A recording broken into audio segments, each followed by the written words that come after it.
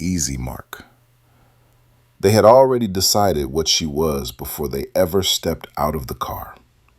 Female, alone, late hour, grocery bags in the back seat, 2 kids strapped into boosters, suburban parking lot, low light, high confidence on their side, an equation they'd run 1,000 times. Easy mark. They didn't rush. Predators never do when they think the outcome is guaranteed. One of them laughed as he closed the distance, the sound loose and careless. Another glanced at the kids through the rear window and smirked.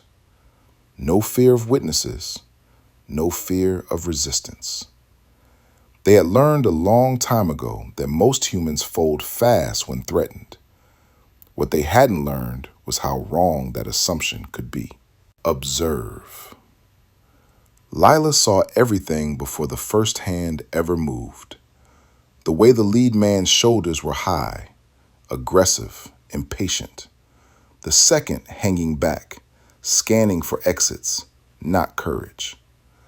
The third already drifting toward the driver's seat, eyes on the purse, not the woman. She noticed the slap before it was thrown, the tension in the wrist, the telltale shift of weight. Her heart rate didn't spike. Her breath didn't change. She didn't think, oh no. She thought, now. Act. First contact. She rolled under the slap she saw coming and drove a right cross off her rear foot. Not arm strength, ground to hip to shoulder to fist. Clean mechanics. The punch crashed into his jaw and shut the lights off upstairs. His eyes rolled white as gravity finished the job. No pause, no celebration. The second man grabbed her from behind, arms clamping down in a bear hug meant to freeze panic into her chest. She didn't fight it. She relaxed, dropped her weight, slid straight down through his arms like water. As he looked down in confusion, she surged upward, turning her skull into a weapon. The headbutt detonated under his chin. Bone met bone. His body recoiled on instinct alone. He stumbled backward, caught the corner of a parked car, and went down hard, neck first. Still. Silence returned faster than screams ever do. Observe. Reset. Lila didn't chase the third man. She watched him run. Watched his legs tangle over fear instead of coordination. Watched him disappear between rows of vehicles, breath already burning, mind already replaying what went wrong. She scanned the lot. No immediate movement, no second wave.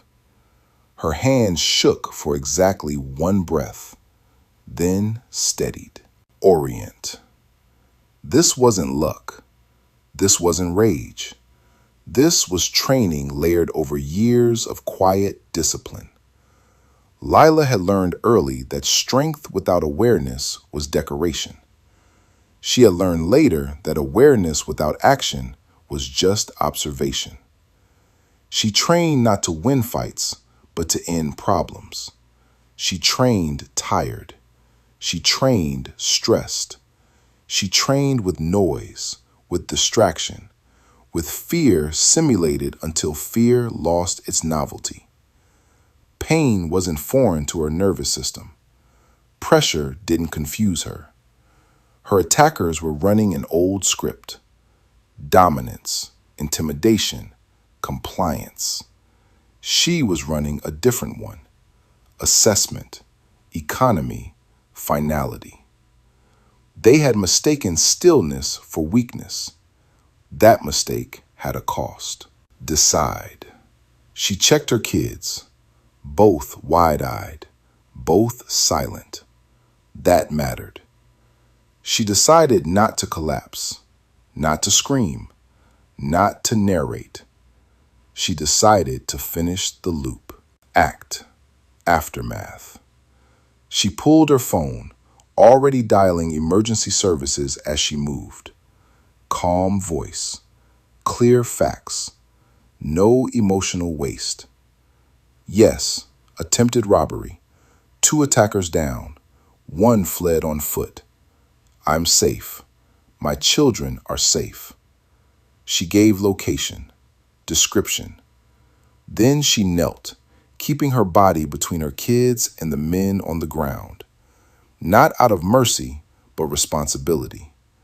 She knew what came next.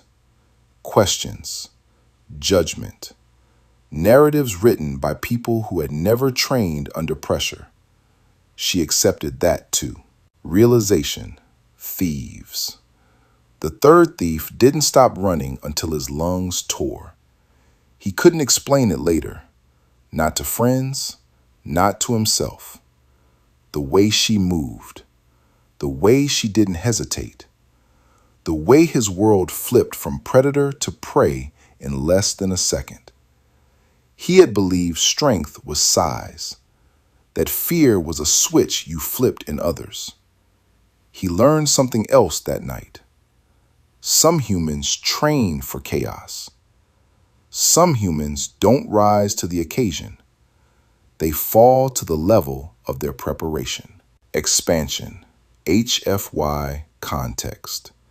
Humans had always been underestimated for the same reasons.